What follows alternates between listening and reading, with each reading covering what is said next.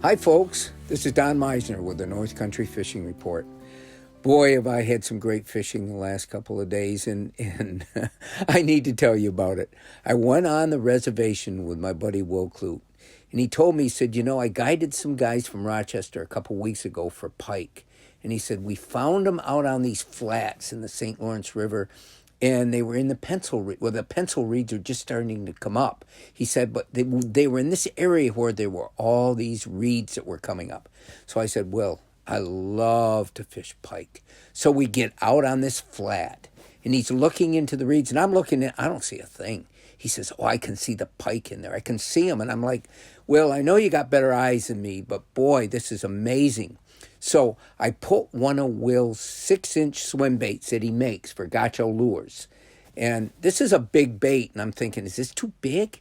And Will says, oh my goodness, no, put that on. That'll swim through the reeds better than almost anything. So I got to tell you what happens.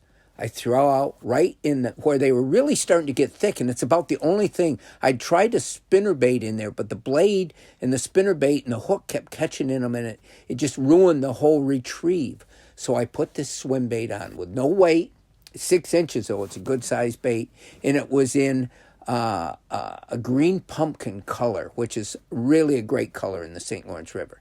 So I'm bringing it in, and about the third cast, and I cast as far as I could. Third cast, I'm bringing it back, and I said, oh my God, well, there's a wake. There's a wake behind it. And this huge pike was coming after that swim bait, and all of a sudden, it just dashed. It just dashed forward and hit it.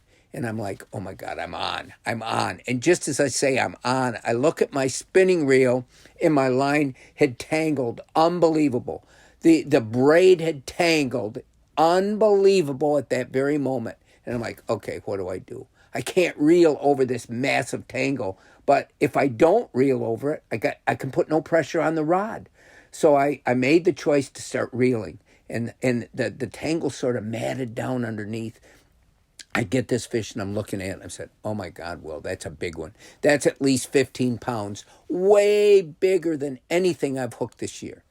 And so I get right into the side of the boat, right in where Will's ready to reach down and grab it or net it or do something. That big pike opens his mouth, and out comes my swim bait, a foot from me.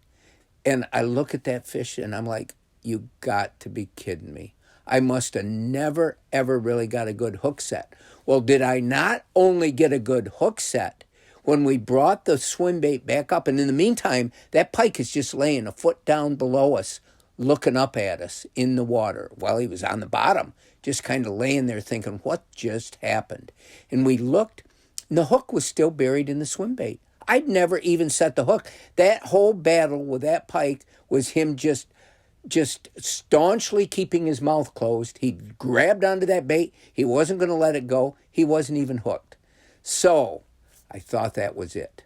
We fish a little later, and this time I grab a different reel, and Will is moving the boat. We're in a massive area of reeds, moving the boat with the trolling motor forward.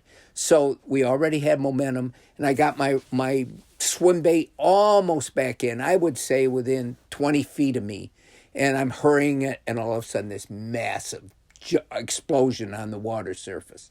This pike had been following it, tried to get it, and he missed it. And it was like this big beaver coming up and splashing. So I think, okay, I'm going to cast back to that same area. Maybe he's still around. We'd already moved. I cast back, and it hadn't gone a foot, and bam, I'm onto a fish. And the line is screaming out of my reel, and I'm like, holy cow, this is amazing. We got the fish in.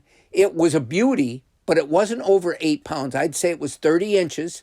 That pike gave me such a battle. It's running line out of my drag like I can't even tell you. And I had the drag set pretty heavy. So when people down Northern Pike, they fight so hard. They may not have a sustained battle. They use themselves up. But boy, the battle was fantastic. And you wonder why I love Northern Pike. There is some huge pike in the St. Lawrence River. You go inland and it's harder. In the smaller bodies of water, in most cases, those pike aren't going to grow as big. They don't have the same diet. They don't have the same water. But in the St. Lawrence River, there can be some awfully big pike, and the same in Lake Ontario. And I got to tell you, I will remember those two pike this day of fishing for a long, long time. They gave me such excitement to see the wake coming and attacking, to feel the spirited runs that almost wear my arms out. It is unbelievable to fish for northern pike. Until next time, folks, this is Don Meisner with the North Country Fishing Report.